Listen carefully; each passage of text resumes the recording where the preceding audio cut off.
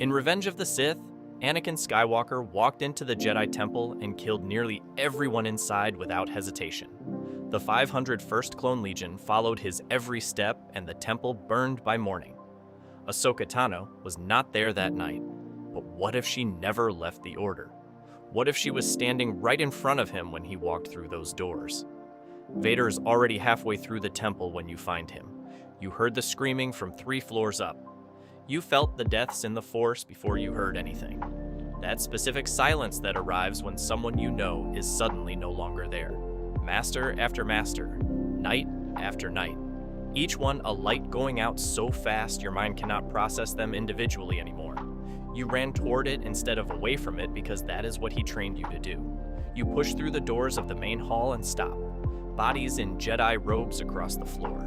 Clone troopers in 501st formation moving through the smoke. And at the center of all of it, dark robes, blue lightsaber, hood half raised, Anakin Skywalker standing over the body of Master Sin Dralig like he is simply checking something off a list. Your voice comes out before you decide to use it. Anakin. He stops. He turns around slowly, and for one moment, just one, you see his face before whatever he has become reassembles itself over his features. Then it is gone, and the stranger is back. You ignite both lightsabers anyway. He does not immediately attack you, and that tells you everything. The clones behind him are waiting for a command that is not coming. His lightsaber is still raised, but his feet are not moving. You have faced Anakin Skywalker in combat training more times than you can count, and you know what he looks like when he is about to move.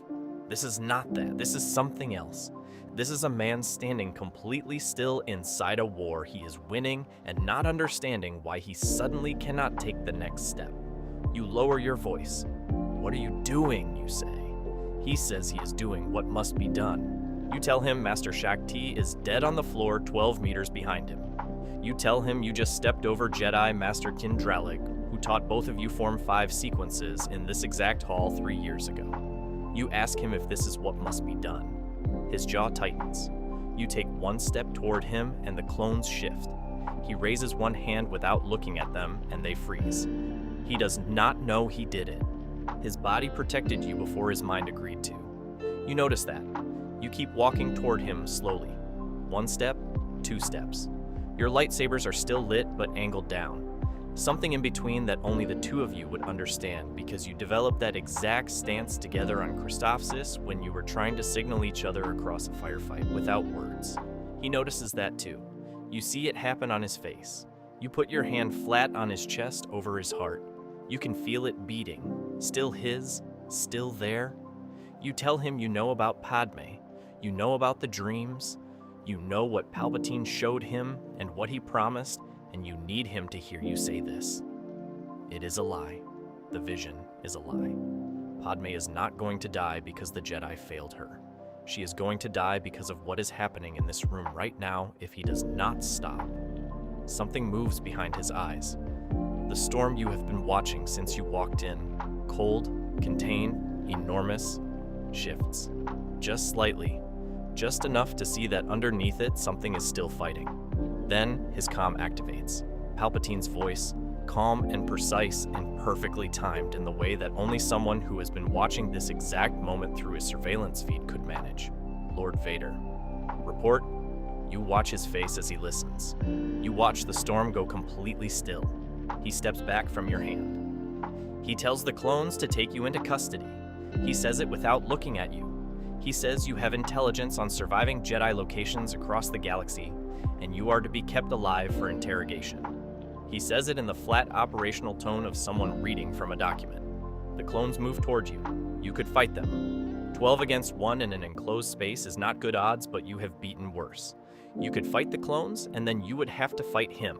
And fighting him means one of you does not walk out of this hall, and you are not ready for that to be the outcome of this night. So you let them cuff you. But before they pull you back, you say one more thing to him. You say you felt his heartbeat.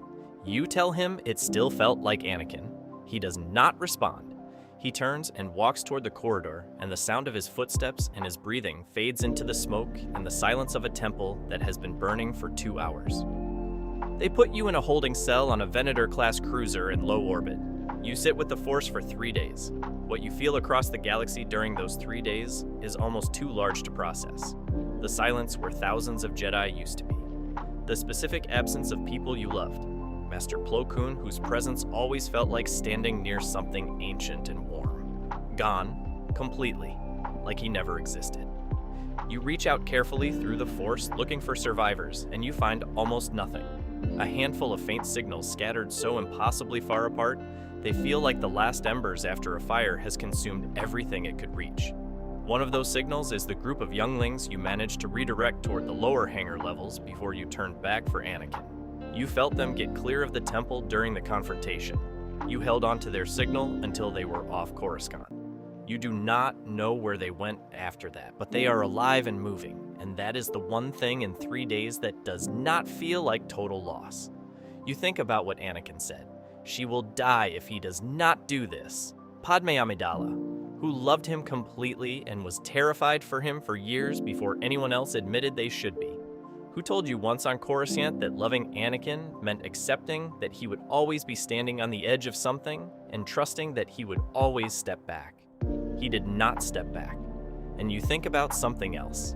Something you have been circling around for 3 days in this cell, because looking at it directly feels dangerous even alone in your own mind. The way he stopped when he heard your voice. The way his hand gave the order to hold fire before his brain agreed to. You and Anakin have a history that neither of you ever named. You trained together for years.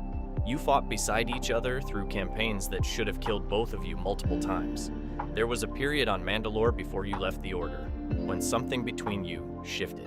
Nothing was said, nothing happened, but something changed in the quality of the silence between you, and you both chose, separately and without discussion, to leave it unnamed because naming it would have made the goodbye impossible.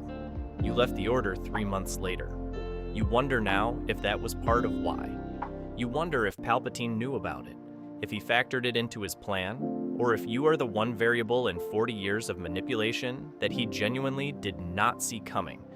Because Anakin Skywalker walked into the Jedi Temple tonight and killed everyone, except you. On the 3rd day, the cell door opens. Bail Organa, Senator of Alderaan. Civilian clothes, no escort. Expression of a man carrying something too heavy to set down. He tells you everything. Mustafar, Padme, the suit. The name Palpatine gave him in the medical bay, while Anakin was still unconscious and being rebuilt. Darth Vader. You listen to all of it without speaking. When he finishes, you ask 2 questions.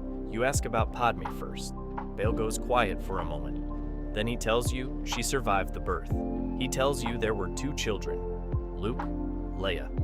Anakin's children are alive. Padme's children are alive. The thing he burned everything down to prevent happened anyway, because Palpatine made sure it would. The lie was never about saving Padme. It was about making Anakin believe he had no choice. You ask Bail Organa if Anakin, if Vader, knows the children survived. Bail says no. You stand up. Vader does not know his children are alive, which means Palpatine's control over him is built entirely on grief and guilt, and a lie that has not been tested yet. You walk out of the cell and into whatever the Empire has made of the galaxy. You do not have a plan yet, but you know something Palpatine does not know you know. And in a war against the most dangerous manipulator in galactic history, knowing something he does not know you know is the only advantage worth having. You intend to use it.